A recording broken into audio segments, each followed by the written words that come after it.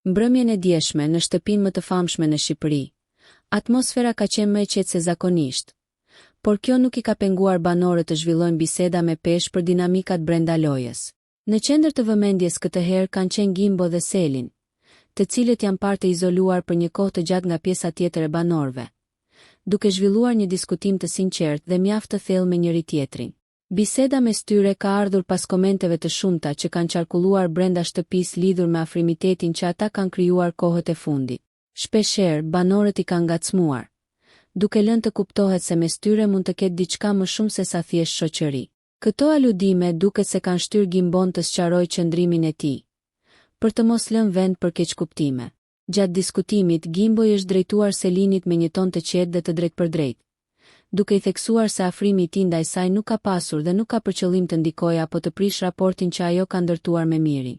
Ai ka treguar se është i vetëdijshëm për lidhjen dhe afrimitetin që Selin dhe Miri kanë krijuar që në ditët e para të qëndrimit në shtëpi, dhe se nuk dëshiron të shihet si personi që futet mes tyre. Sipas tij, marrëdhënia me Selinin ka lindur natyrshëm nga bashkëtesa e përditshme dhe momentet që kanë ndarë së bashku, por pa ndonjë prapavi strategjie apo qëllimi të fshehtë.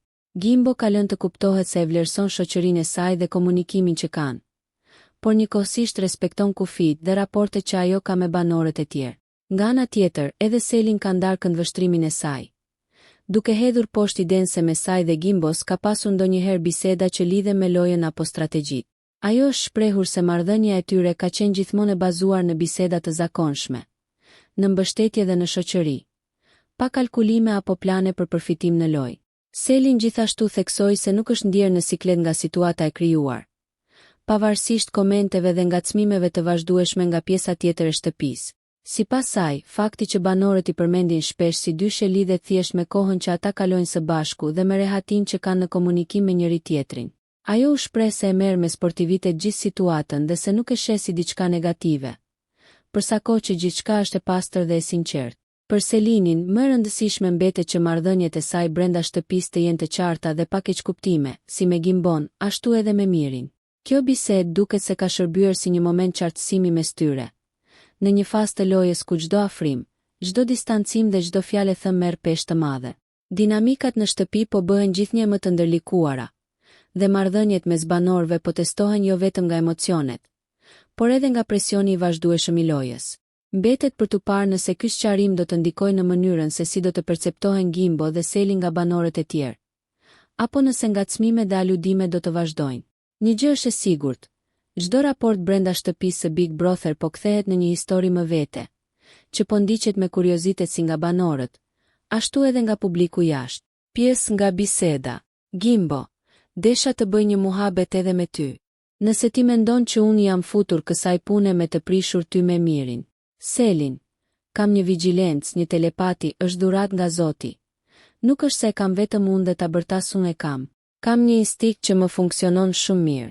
Unë rrezikun e ndiej. Nëse nuk është një gjë e sinqertë, unë nuk jam budallaqe, kupton. Ndoshta nuk jam kaq e zgjuar dhe po ja fuskot. Por mendoj që përgjithsisht më ka dalë kështu që jam. Nuk e di se kujt i thash që unë me Gimbon nuk kam bërë një bisedë loje. Kur jam unë dhe ti, Gimbo, kur jemi të gjithë, ne kurse hapim një muhabet të tillë. E nëse do kisha hapur ashtu muhabeti, do kishe dyshime. Selin, a jam ndjerë në siklet se e thon shpesh në shtëpi se ti me Gimbon, po i ri afër. Unë ndihem keq se kam ardhur nga dita një këtu dhe ti tani. Ndoshta kjo gjëja mund të marr për mirë, ndoshta për keq, puna jote, nuk dua të ndikoj. Nëse ju pëlqeu kjo video, shkoni në kanalin e YouTube-it Big VIP Albania Kosova, që e gjeni në bio. Mos harroni që të bëni subscribe dhe të klikoni butonin e ziljes që të informoheni për videot më të reja.